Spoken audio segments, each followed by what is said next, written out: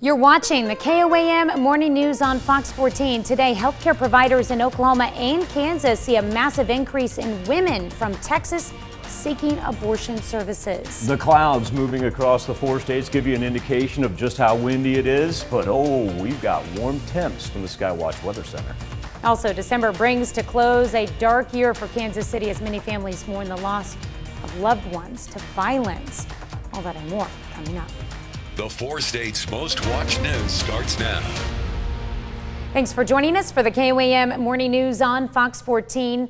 I'm Tanya Bach. Kansas Governor Laura Kelly is proposing to give residents who pay income taxes a one-time rebate of $250. Governor Kelly outlined the proposal on Wednesday. The Republican-controlled legislature would have to approve the plan, and GOP lawmakers expected to have proposals for ongoing income tax cuts instead of one-time rebates.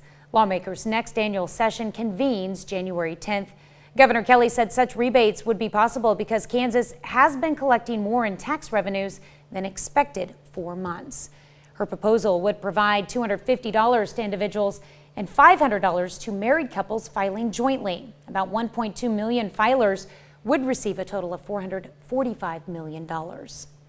The Kansas Forest Service has revised down the number of acres burned in last week's wildfires. The agency posted on Facebook that around 163,000 acres burned December 15th, not the 400,000 that was first estimated. The Forest Service and the National Interagency Fire Coordination Center are using a new satellite data system to map ongoing wildfires. Service says that as heat, dust, and smoke cleared, satellite was able to get a clearer picture. Fires claimed 2 lives. Restrictive abortion laws in Texas that went into effect in September mean right now women are crossing the border to Oklahoma and Kansas for abortion services. The Trust Women Clinic says they saw fewer than 10 Texas patients in its Oklahoma and Kansas facilities before the Texas law went into effect. And now they're seeing more than 100 women a month. They say they're struggling to keep up with the rush. Oklahoma has 3 abortion laws on a temporary injunction right now. They were supposed to go into effect November 1st. New cases and hospitalizations from COVID-19 are surging throughout Missouri, and health leaders are warning of an approaching perfect storm if more people do not get vaccinated and take other precautions. Missouri is now seeing a 7-day average of daily new cases of more than 3,000. The average dipped below 1,000 in October. Meanwhile, hospitals are becoming overwhelmed in both the St. Louis and Kansas City areas, even before Christmas gatherings and before the fast-moving Omicron variant fully takes hold. Oklahoma health officials say they've detected the state's first confirmed case of the Omicron COVID-19 variant. The Oklahoma State Department of Health did not release any information about where the case originated or where the person was vaccinated. The fast-spreading Omicron coronavirus variant is causing a surge in the purchase of at-home COVID tests, so much that 2 of the largest pharmaceutical chain stores in the U.S., CVS Health and Walgreens, are limiting the number of tests a person can buy. In a statement, CVS said, quote, "To ensure equitable access to tests, both in-store and digitally, we've added a limit of 6 test kits per purchase. That's 2 more than Walgreens is allowing. But Americans may soon be able to get free tests in the mail." On Tuesday, the Biden administration announced the purchase of a $500 million at-home rapid test to send to people. Well, there won't be any snow on the ground this Christmas. In fact, it's going to be quite warm. It won't look like anything like this next video you're about to see. But snow or no snow, folks on Wednesday still got in the holiday spirit with a sleigh ride. Medical Lodge and Neosho hosted the sleigh rides. Lots of families came out to enjoy the holiday fun. Gone to several places in Joplin, several nursing homes, assisted livings, just to give residents a ride. We had the opportunity to join with Medical Lodges today and do an event for the community, and just love to share the spirit and share the love with the community. Still a lot of fun. Food was also provided for folks in attendance. Well, happy Festivus. It's the non-commercial holiday. So it's a Festivus for the rest of us. Okay, this is a non-commercial holiday celebration made popular by an episode of Seinfeld. Comes around each December 23rd. There's the pole. There's Holidays the aluminum tagline, pole. a Festivus for the rest of us, like Michael just said. Yeah. Instead of a Christmas tree. There's the feats of strength. Okay, instead of a Christmas tree, There's an unadorned aluminum Festivus pole. Festivus starts with a dinner followed by the airing of grievances in which family and friends tell each other how they disappointed them during the year. Then there's the feats of strength, namely wrestling. Festivus is not over until the end of the household is pinned. You can post your Festivus moments to the social media hashtag Festivus. If you don't want to host your own Festivus celebration, you could simply watch the Seinfeld episode titled The Strike. We're going to get Dan O'Keefe's name in here. Whoever wrote this story, thank you. I'm so glad that we're giving Dan O'Keefe credit for the creation of the holiday. That's awesome. Oh no, scroll down on prompter. Okay, So we can go through So it. what's funny is I'm hosting an employee Christmas dinner tonight, so this is their chance to air their grievances against me. You are hosting a festival, and you're Yeah. doing it on the 23rd? Yes! I'll find you an aluminum pole. And all the families can get on the dance floor and wrestle. So, so Daniel O'Keefe, he's the older of the O'Keefes. Anyway, Okay. he created this back in the 60s. And his son, Dan O'Keefe, happened to be a writer for Seinfeld. And The Strike, the name of the reason the episode is called The Strike is because Kramer goes on strike from his bagel shop where he works because they won't recognize Festivus as an actual holiday. And so he goes, that's why it's called The Strike. And this is something the O'Keefe family had done since the 1960s. Isn't it great? This is hilarious. I love this. If you're at home and you ever have a chance to read a little bit about the background of it, there's a marvelous biography on Dan O'Keefe and his family. There's a reason why they call it a Festivus for the rest of us. They did so after the death of his mother, and he's very satirical and he's a very funny writer. And the rest of us, those that are still here. So the Isn't it head of the great? household has to be pinned down? Is that the rule? So I know that it's a wrestling match, and it doesn't end until the head of the household is pinned. So I guess you could just go for it, like you could go for the head of household right off the get-go and try to win Festivus in the feats of strength. Sounds like a lot of fun. So marvelous, and I love the fact that somebody actually has a pole in a store with Festivus for the rest of us. I think it's great. I love how that's just, and it really does say something about that episode. That was what, 24 years ago? Yeah. And yeah, we still think about it. That's amazing. Tell you what, Tanya, earlier we had some great clouds that were bebopping right by the station. Now this is facing off to the east. So the clouds were working from south to north and they were just whipping by. But we lost our cloud cover, so now I just kind of got to give you an idea numerically where we stand wind-wise. We are as high as 48 right now in Joplin and Neosho. We've been as low as 36, but nowhere close to the freezing mark that we've had the past couple of days.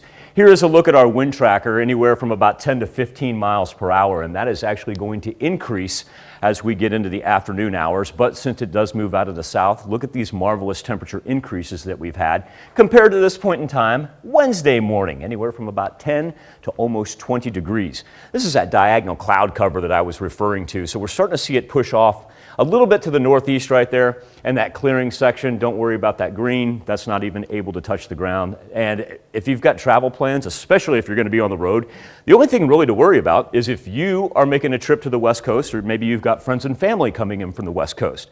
They've got a little bit of a flooding problem out there. But for us here in the Midwest, nah, the only thing that we've got to worry about is probably trying to find a way to stay cool tomorrow as we challenge record highs. All right. Well, up next, researchers in Wisconsin look beneath the waves to find new weapons in the fight against COVID. And later, an Oregon man returns home after being kidnapped on a mission trip to Haiti. You're watching the KOAM Morning News on Fox 14. Hi. New research shows risk factors for developing life-threatening COVID and the long-term impact formaldehyde can have on the brain. Michael George has today's top health stories. COVID patients who also suffer from high blood pressure, obesity, or diabetes are much more likely to die from the virus. An international study by the Mayo Clinic examined records from 46,000 patients in 26 countries and found patients with symptoms associated with metabolic syndrome, even mild obesity, were 30% more likely to be hospitalized for COVID-19 and 20% more likely to die. More than a third of all Americans have high blood pressure, obesity, or diabetes connected with metabolic syndrome. How prepared healthcare workers are to treat COVID varies greatly depending on training and financial factors. PLOS One studied workers in 57 countries and found doctors and nurses in countries with less wealth were less prepared to fight COVID. Women also ranked lower on preparedness tests. Experts say more work needs to be done to make sure healthcare worker training is equitable across genders and backgrounds. People who work with formaldehyde are at risk for cognitive impairment later in life. That's the finding of new research published in the American Academy of Neurology. Nurses, carpenters, cleaners, and many factory workers use formaldehyde in their jobs. Exposure was found to raise the risk of critical thinking and memory problems by 17%. Formaldehyde has already been linked to certain cancers. Those are some of the day's top health stories. Michael George, CBS News. Researchers in Wisconsin are studying nurse sharks as a potential way to fight COVID-19. Caroline Reinwald has the story. Deep in a laboratory at the University of Wisconsin School of Medicine. So you guys want to eat? Is a shark tank. They'll just come right up here. While they may have menacing names, it's all based off James Bond villains. Goldfinger, we have Sir Hugo Drax, we have Mr. Stamper, and we have Knick Knack. These nurse sharks are actually quite tame. Researchers such as Aaron LeBeau are studying them, hoping to find another way to fight COVID. We discovered a shark antibody that is pretty much immune to all the variants that are currently out there. LeBeau says shark antibodies are 10 times smaller than human antibodies and extremely potent. Plus, nurse sharks have 4 types of antibodies, potentially perfect to use in attacking COVID spike proteins in future strains that could be resistant to vaccines. So in theory, you can administer a shark antibody to a human, and the human's immune system will recognize it as itself. These 4 sharks will stay in here for years, being closely monitored in what LeBeau says is the only shark antibody research lab in the world. Eating whole foods, shrimp and octopus, and getting their blood drawn once every 7 weeks. Sharks have been around for 500 million years. They've survived 5 mass extinction events, so they're obviously doing something right.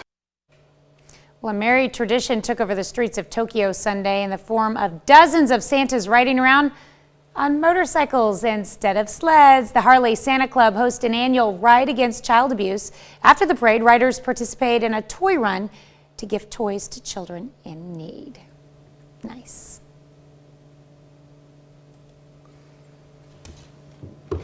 I'm good.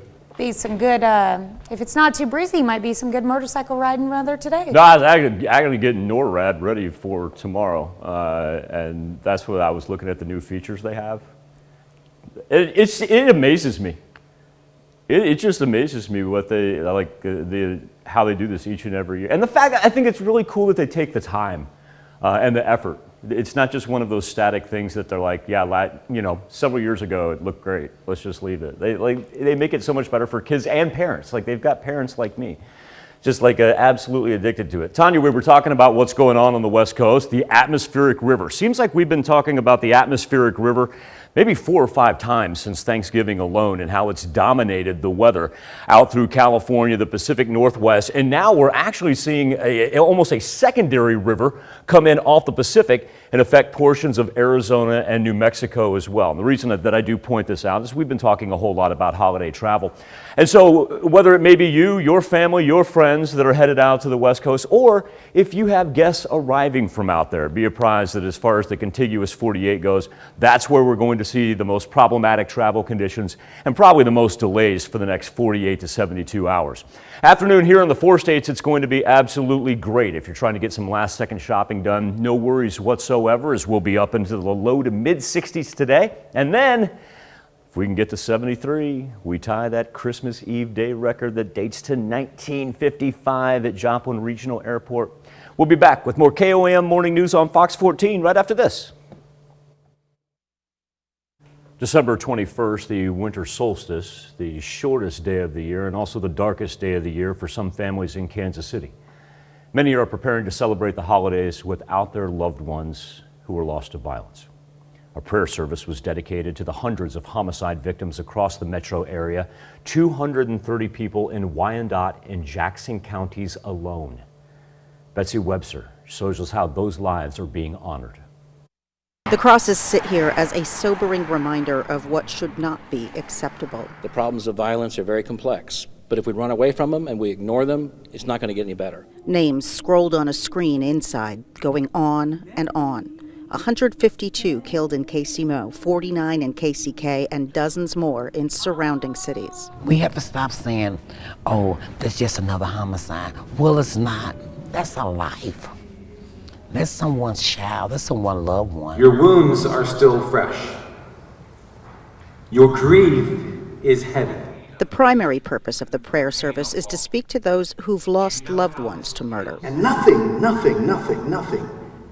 can prepare you. In a metro area where murder happens so often, a message that they are not forgotten. Sometimes it's as though there's a murder in Kansas City or in the metro area, it's on the news, and the next night there's another one, and they feel forgotten. Others have journeyed this same path. The service each year, for 10 years now, is on the longest night, the winter solstice, to bring some light into the hearts of those who will soon be facing the first Christmas with a chair at the table painfully empty. We want to grieve with them, but we also want to share with them the ultimate hope that one day, as broken as this world is, it won't be broken anymore.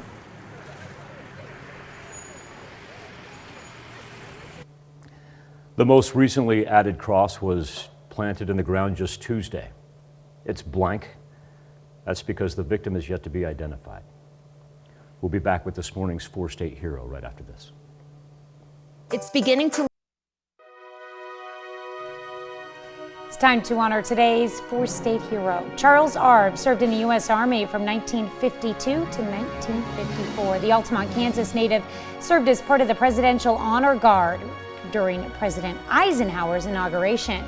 We thank you, Charles Arb, today's four-state hero. 17 American and Canadian missionaries kidnapped in Haiti are now free. Some were released and others made a daring escape. One man who got away from the gang is from about 100 miles outside Portland. Noah Chess reports.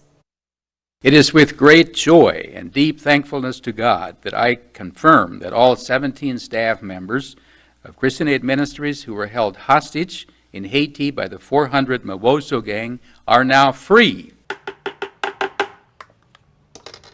Angela Rhodes is running her mattress store with a lot more ease, knowing Austin Smucker, one of the kidnapped missionaries, is home. She texted me first thing and told me that they were out. Rhodes opened up Penelope's Soaps and Such last February and sells homemade candles from her friend Laura Smucker. When she found out Laura's 27-year-old son Austin was kidnapped in Haiti, it didn't seem real. All these simple things that you think about when you go out of the country, and then it's like one day and she tells me that he'd been taken. I went, what? And we were worried about antibiotics? News spread about Austin, and people from all over the country started donating money and buying Laura's candles. But Austin's safety was always the main focus. She'd just come in and I'd say, what's happening? And she goes, either I don't know or I can't talk to you about any of it, because it just puts their life in danger if I say a word. Austin and the other Christian Aid Ministry members were initially captured on October 16th when a violent Haitian gang surrounded them at a roadblock. After 2 months in captivity, the group slipped out the door, put the 3 young children on their back, and hiked nearly 10 miles using just a landmark and the moonlight to find their way. I'm told the group discussed escaping several times, but Austin never felt like it was the right moment. On the day they finally escaped, it was Austin who gave the group the okay. And he's like, nope, I think we should go. And they just walked out. She says Austin lost 20 pounds while being held hostage, but something else in him changed as well. And then something that stuck out to me was that probably at the beginning of this, he was not in a leadership position because he was a kid and there was older people, but he was in the end because they listened to him. Another half hour of news and weather is just ahead. Coming up on the KOAM Morning News on Fox 14, we meet a group of therapy dogs who spend their time calming travelers at one international airport. And the White House calls together the Supply Chain Task Force to try and untangle the knot of cargo containers still stuck in our nation's ports. You're watching the KOAM Morning News on Fox 14. We'll be right back. The 4 states' most watched news starts now. Welcome back to the KOAM Morning News on Fox 14. It's currently 7:29. Let's take a look at today's top stories. There are reports of injuries after what officials describe as a major industrial accident at an ExxonMobil plant in Texas early Thursday. 3 people were taken out by life flight and a 4th by ambulance after some type of explosion inside the plant in Baytown. The facility is about 25 miles from Houston. Residents in the area reported a loud explosion. The company said a fire broke out at the plant just after 1 a.m. local time. Well, the Kansas Forest Service has revised down the number of acres burned in last week's wildfires. The agency posted on Facebook that around 163,000 acres burned December 15th, not the 400,000 that was first estimated. The Forest Service and the National Interagency Fire Coordination Center are using a new satellite data system to map ongoing wildfires.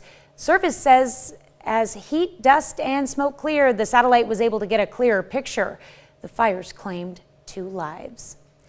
Restrictive abortion laws in Texas that went into effect in September mean right now women are crossing the border to Oklahoma and Kansas for abortion services. The Trust Women Clinic says they saw fewer than 10 Texas patients in its Oklahoma and Kansas facilities before the Texas law went into effect. Now they're seeing more than 100 women a month. They say they're struggling to keep up with the rush. Oklahoma has 3 abortion laws on a temporary injunction right now. They were supposed to go into effect November 1st. New cases and hospitalizations from COVID-19 are surging throughout Missouri. Health leaders are warning of an approaching perfect storm if more people do not get vaccinated and take other precautions. Missouri is now seeing a 7-day average of daily new cases of more than 3,000. The average dipped below 1,000 in October. Meanwhile, hospitals are becoming overwhelmed in both the St. Louis and Kansas City areas, even before Christmas gatherings and before the fast-moving Omicron variant fully takes hold. Oklahoma health officials say they've detected the state's first confirmed case of the Omicron COVID-19 variant. Oklahoma State Department of Health did not release any information about where the case originated or where the person was vaccinated. Well, nothing says Christmas better than a good old game of pickleball. Pickleball players in Carl Junction grabbed their rackets and hit the court for the CJ Pickleball Christmas Party. Pickleball is a paddleball sport that combines elements of badminton, table tennis, and tennis. I like seeing people have fun, enjoy it. I like to see them smile and laugh and have fun. I just love knowing that something I could put together and people get the excitement and enjoyment from it, basically. This is the 2nd year for the Christmas Pickleball Party. Donation from First United Church in Carthage will make some of the area's homeless a little more comfortable this holiday. Congregation held a fundraiser called Undie Sunday, collecting underwear and socks. They collected more than 200 items that they dropped off at Souls Harbor in Joplin. Souls Harbor officials tell us the donation was a surprise. We knew it's a need. It's not always a need you get excited about, but we were glad to see that she really had some joy to be receiving these things. A lot of times people come, they don't have anything. So, you know, to have those undergarments, to be able to put them on is a wonderful thing. Souls Harbor received a total of 284 pairs of socks and 273 pairs of underwear. The windows of downtown Joplin have been beautifully decorated for the season. Business owners put in the work to make a stroll downtown much more festive. As great as they all look, one stood out the best. Well, 3 in different categories. The winners of the 2021 Holiday Window Competition are Social BTB for Best Use of Theme, Olson for Most Lights, and Lovey's Recycled Weddings for Most Creative. We traditionally have kind of called it a window decorating competition, but we had several businesses this year who either didn't have great street frontage or had very limited street frontage, and they're like, well, does the inside count too? And I was like, sure. I mean, it's kind of all part of it and part of the experience for people coming downtown. Again, great job to all of the local businesses who participated this year. Say it ain't so. First cream cheese and now peppermint. The great 2021 candy cane crisis, the key ingredient to a lot of holiday treats, is in short supply. As we creep closer to the 2-year mark of the COVID-19 pandemic, more and more items are becoming harder to find, including candy canes. Michael let us in on this yesterday, all because of that global supply chain, including issues of backups at the ports, shortages of drivers and service workers. According to the U.S. Department of Agriculture, peppermint production has declined nearly 25% over the past decade. Candy stores say even though there is not an abundance this year, candy canes they do have are flying off the shelves. Price of sugar being a problem as well. Commodity price has been crazy. I guess you can find non-peppermint candy canes, though. Which are the ones I prefer? Yeah, well, you're in luck. That's perfect for you. Tanya, just a couple minutes past sunrise over Television City. Hello to the glow cloud, and we're already sitting with very, very comfortable temperatures considering we're at the 23rd day of December and it's 48 right at sunrise over 7th and Rangeline. A little bit of a wind chill in effect. Feels like it's 42. These are the actual temperatures. Still waiting on somebody to get to 50 and just holding on to several high 30s for the most part. Neodesha and Nevada still at 39. Everybody else mid 40s for the most part. It is going to be a windy one as it works in from the south. But compare that to where we were at this point in time yesterday. Easy double-digit increases.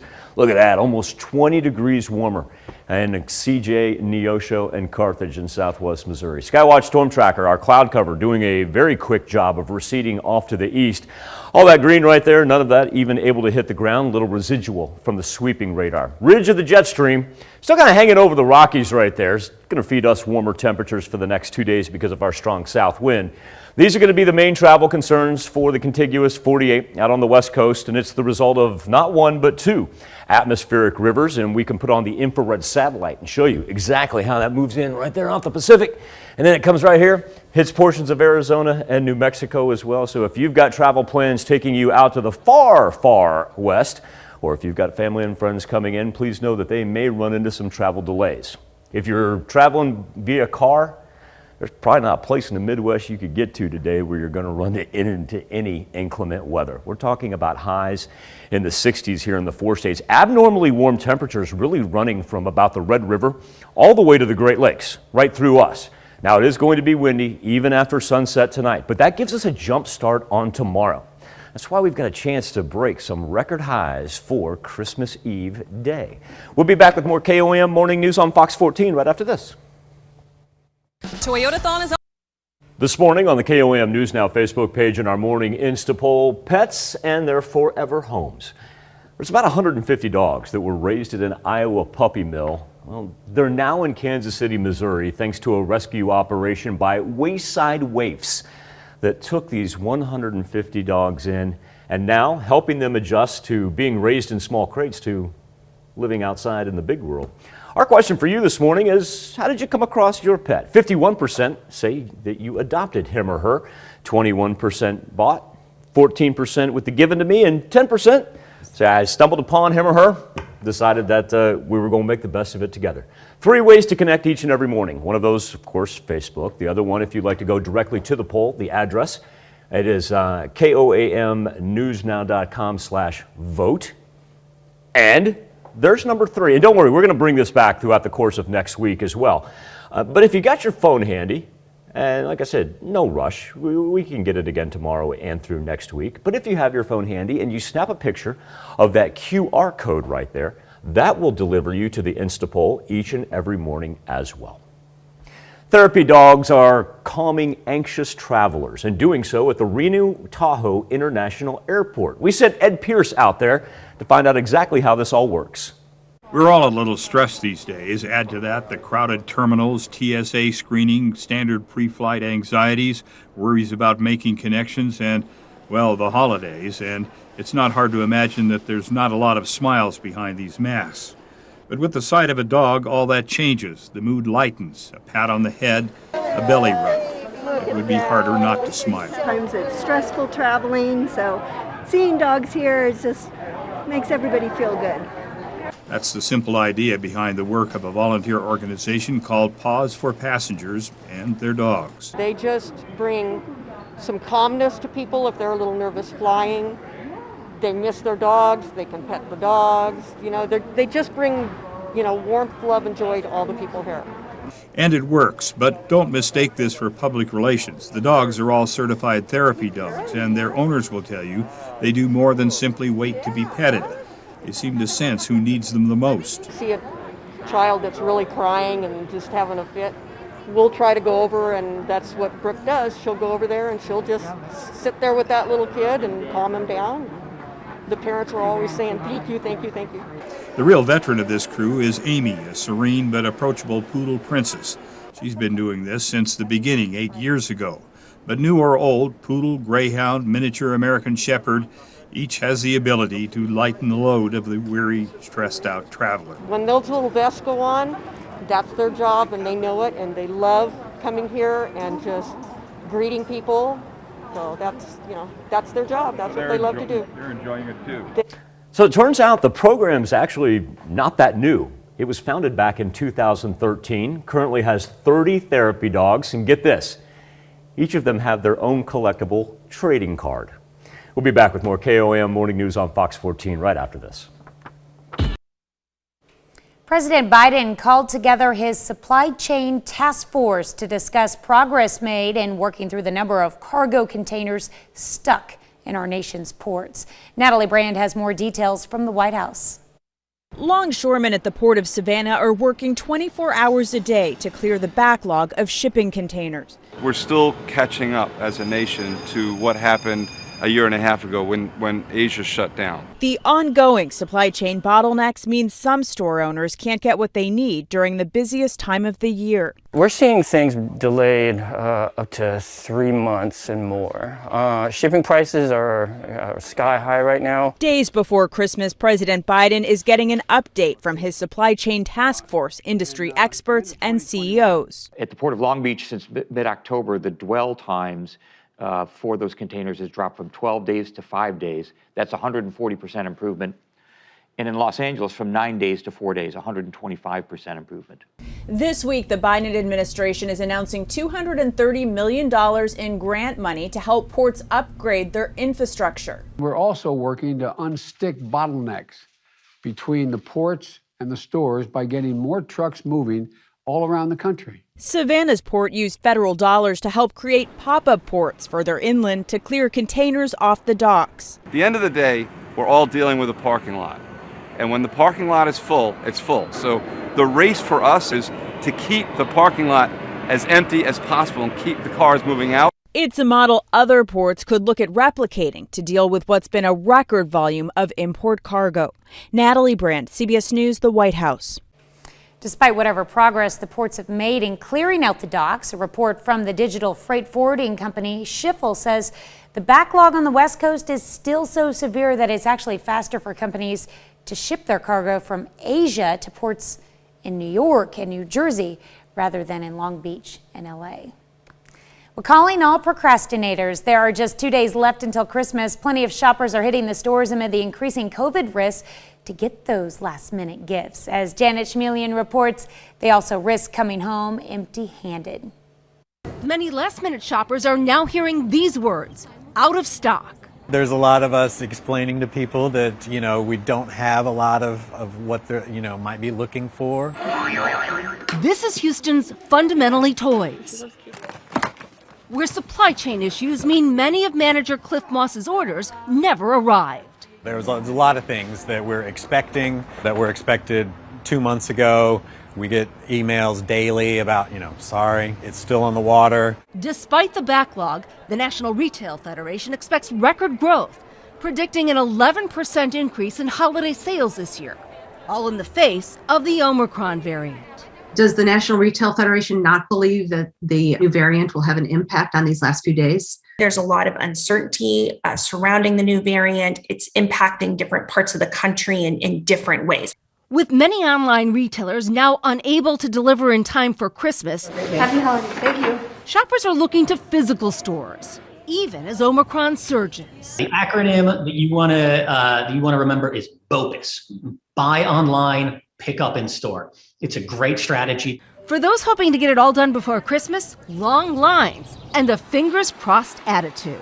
Right now I'm at USPS, and they really helped me get my last minute shopping sent out. I'm praying, keeping my hopes up, keeping the holiday spirit alive.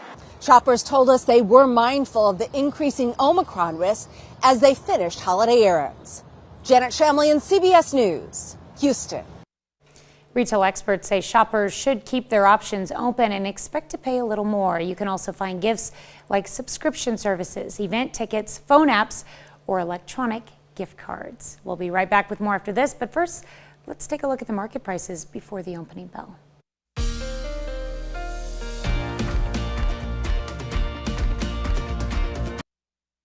10 minutes till the top of the hour, but perhaps more importantly, 2 days, 2 shopping days left before we hit the Christmas holiday. Daily almanac for today, look at that, our average high of 46. We were actually pretty much above that before the sun even rose over the 4 states in what's a beautiful Thursday morning. Eventually, 7th and Rangeline, you've got to have that feeling that for the next 2 days it is going to be absolutely packed. And for the next 2 days, it's going to be quite windy as well. Coming in from the south right now, 14 miles per hour at Joplin Regional Airport. Much warmer out in southwest Missouri, 48 in Joplin and Carthage. Compare that to 36 in Sedan, a pair of 39s in Indy and Neodesha. Miami and Lamar both sitting right now at 45. It is going to be blustery for the next couple of days as it works in from the south, but that's also too while we'll be way above average today and challenge a record for tomorrow. Just about done with our early morning cloud cover as everything moves off to the east. No precipitation involved with it. Really, all the action, you got to go on the far west coast. Now, they've got a couple atmospheric rivers that are going to give them some travel concerns as we head toward Christmas. But for us here in the 4 states, especially if you're driving, not a worry in the world, minus high-profile vehicles that have to travel east and west, because even after sunset tonight and into early tomorrow, we increase our winds. We'll get some gusts of 30 to 35 miles per hour. We may even see a 40 by the time we get to Friday morning, but also too, that's why we jumpstart and work up into the 70s for Christmas Eve day. Santas all around the world putting their talents on display, from boating to diving. That's right, it's all Santa and St. Nick's. The countdown to Christmas continues as Chris Demio gives us a special look. These are definitely not your average Santas. All around the world, people are dressing up as the Jolly Man in Red as they spread Christmas cheer in uniquely festive ways. Over in Italy, dozens of Santa Clauses and helpful elves are converting one of Venice's famous canals into a winter wonderland, floating down the waterway in gondolas for this holiday parade. Santas in Brazil, on the other hand, are swapping their sleigh bells for scuba gear, swimming with sharks and stingrays at this aquarium in Rio. Happy to share this joy with the children and to see this joy as a response to our work. But besides bringing smiles to visitors, these divers hope to inspire optimism heading into the new year. The message we bring is, don't stop believing. Let's have hope for 2022 and that it will be much better than 2021.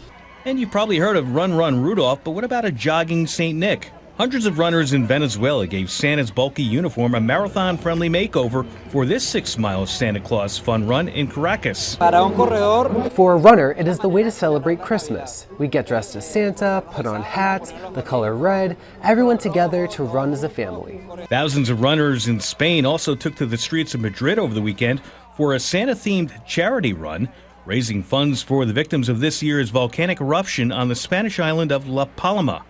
Meantime, the real Santa Claus still prefers to travel by sled, and according to the North American Aerospace Defense Command, Santa usually starts his journey around the world in the South Pacific. Chris DeMayo, Fox News. That first shot of them on the water with Santa on the back and the elves manning the rows, I wanted to kind of harken back. It felt like a galley ship right there, with Santa just yelling, "Row!" and the elves going, "Oh, we're trying." We'll be right back with more KOAM Morning News on Fox 14 right after this. Welcome back to the KOAM Morning News on Fox 14. Here's what's happening today. The Biden administration and U.S. health officials are hoping Pfizer's new COVID-19 pill will keep infected people out of the hospital and prevent deaths in the new year. The pill, which received the green light from the FDA yesterday, begins shipping around the nation early next month. House Majority Whip James Clyburn says he tested positive for COVID. 81-year-old Democrat from South Carolina announced the news on Twitter, saying he is vaccinated and remains asymptomatic. In Richmond, Virginia, workers very carefully opened a 134-year-old time capsule found in the base of a recently removed statue of Robert E. Lee. The container, made of lead, held an 1875 almanac, 2 other books, and a silver coin. Big thing today is going to be our winds, because we're already picking up in between 15 and 20 miles per hour. And then this is why I want everybody to be very, very careful tonight into tomorrow morning, because as we approach the end of the work week here and you're trying to get out for the holidays, especially if you're traveling east-west, it simply increases overnight into Friday morning. At the same point, that's why we get a jump start temperature-wise, as we'll be up into the 70s for Christmas Eve tomorrow. Japanese university student Yuku Hu tells a machine she wants to eat chocolate. Moments later, transparent film with liquid droplets slides out on top of a screen showing luscious, gooey chocolate. What? Hu licks the film and it tastes like milk chocolate. That's according to her. This lickable TV screen that imitates the taste of food was developed by someone named Homi Miyashiya. This is interesting. Yeah. It has different flavors: salty, sweet, sour, bitter, spicy, savory. The machine's programmed with recipes that allows it to create the taste of 20 types of food samples. So if you want to taste something, it'll create the flavor, not the food itself, but the flavor of it. Don't need to. I've got Howard in the Mr. Food Test Kitchen. Yeah. Thanks for letting us put the good in your morning. We'll be back with more news and weather when we see you with Howard at noon. Have a great morning and an even better day.